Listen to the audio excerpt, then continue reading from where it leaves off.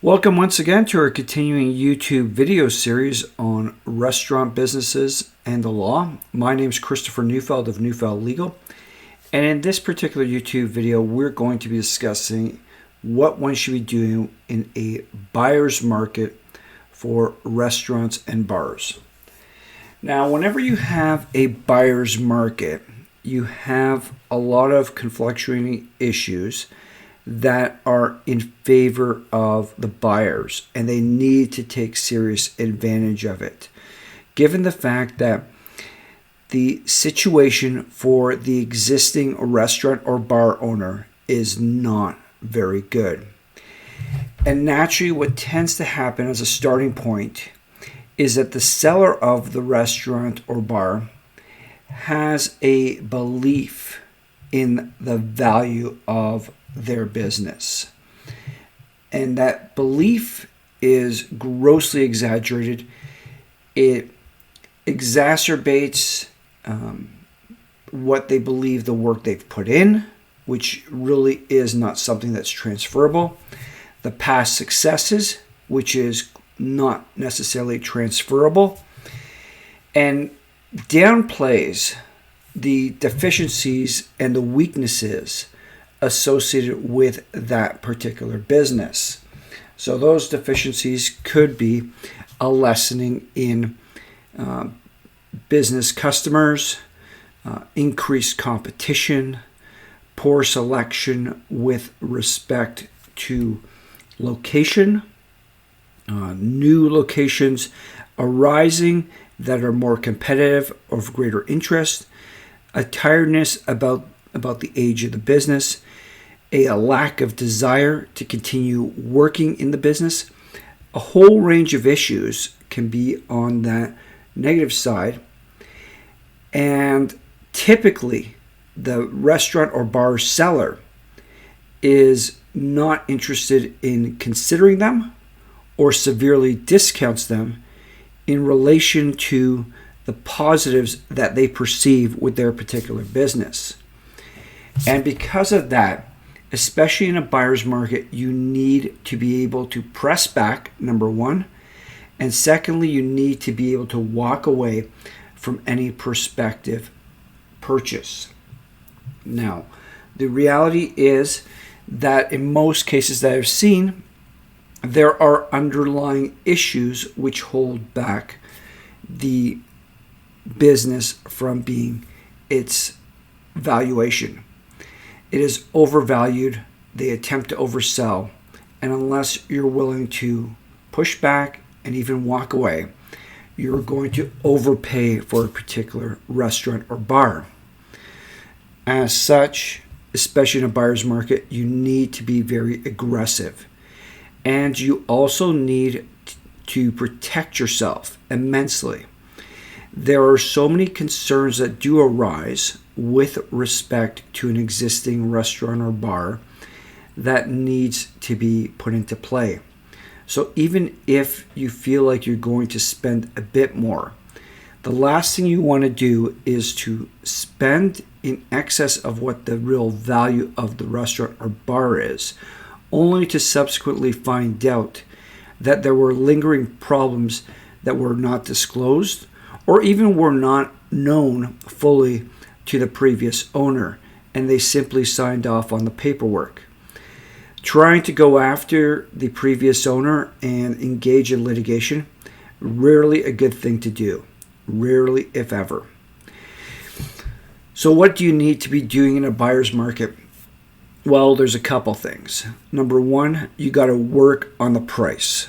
You got to understand that the prices are typically overinflated, and you need to significantly bring those prices down. In addition to trying to bring down the price, you need to look to structure your acquisition arrangement. Paying the full amount up front is never a wise decision because of the overvaluation of the business. If anything, you need to do two things, if possible, and if agreeable. You need to structure the payment for the business over a set period of time, and you need to tie in that payment arrangement to the continuance, the influx of customers and revenue coming in with the business. Now, the reason you might push this and revert back to the original formula of a straight up purchase is because the seller oftentimes is going to want the full price. So when they do that, then you revert back, but then you substantially cut down the price because you indicate, as appropriate, that you are taking on a substantially greater degree of risk and your payment is more immediate. What is going to happen oftentimes when you press for the expansion of the payment arrangement, the tying of the payment arrangement into the fulfillment of certain conditionalities, the absence of certain issues with respect to the business, is that either the party that's selling is going to get extremely scared as to the fact that you and they are going to unleash skeletons in the closet of the business that they did not want to be found, and that costs are going to be substantially greater than what was known. This is a powerful motivator for you to use, even if ultimately you go back to a straight out price on closing that is paid out in full. You want to try to push the other side to disclose. You can't fully rely upon documentation, due diligence, and the like, because the restaurant and bar industry is endemic with efforts and mechanisms to underplay the amount of costs, the amount of revenue, the payments, all the kinds of stuff that especially the tax authorities are not fond of. Nevertheless, you need to be prying into it, using your opportunities to push back and get the most out of this particular opportunity. And then you need to also put in place both a strong enough purchase agreement and follow through on a detailed enough due diligence plan. Now, the due diligence plan and your investigation of the underlying business are extremely important, and it needs to be undertaken because it's going to identify a lot of issues.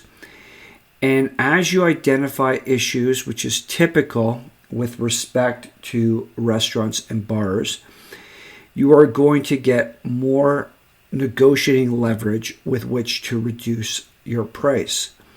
So the time you spend in the investigation typically allows you to garner strength, to support your position, to reduce the price, to restructure the arrangements, to get the best acquisition arrangement possible. But you need to do solid investigation, solid due diligence. You can go to a lawyer, and a lawyer can assist you in this, but largely a lot of the legwork needs to be done by the purchaser, unless the acquisition is of such great size that they can afford the high costs of the lawyer and his team running the entire investigation. Thereafter, tying in the investigatory work, the materials that are collected, the information is pulled together, then you need to push through with a strong agreement that properly protects yourself as the business acquirer.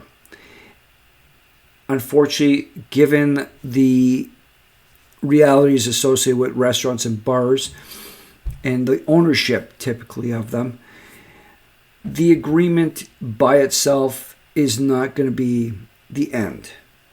You might come into situations where stuff has not been disclosed, and you're not going to be willing or prepared to endure years of litigation with the high costs associated with it.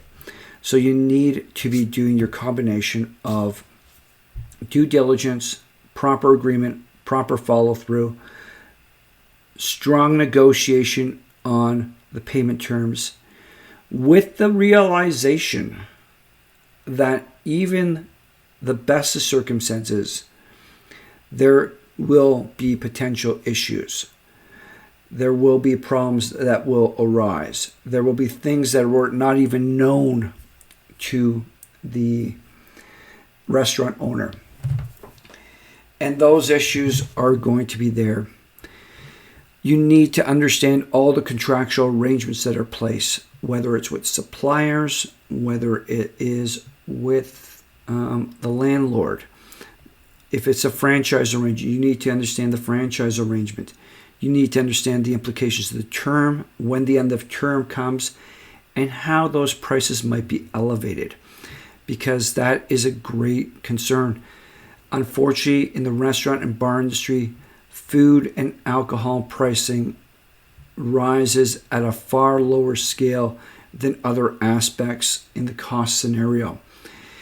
And trying to increase the charges are not the easiest. This means everything from rent that's paid on the property, taxes, insurance, wages for employees, utilities. All these matters are continually going up at a far higher rate than typically is seen with respect to pricing.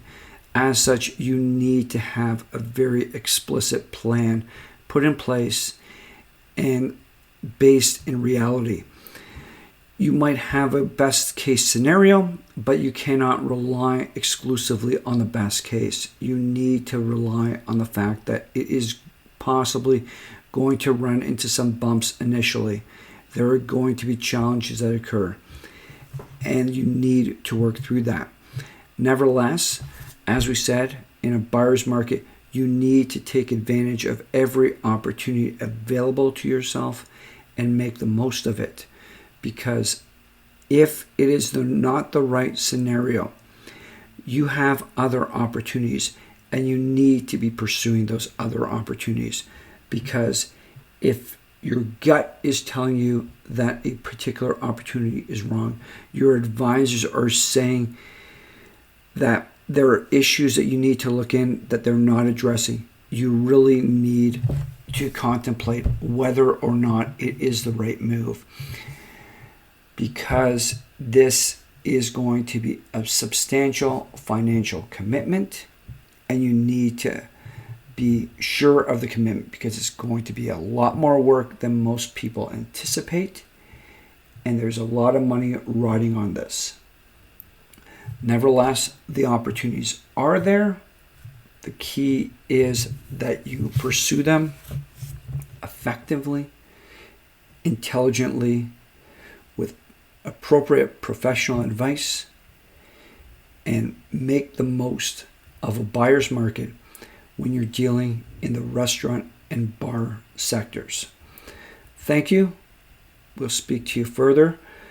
For more information, feel free to visit our primary restaurant and bar website, restaurantlawyer.ca, and please subscribe to this YouTube channel for further information and YouTube videos centering on the restaurant and bar sector from a legal and business perspective.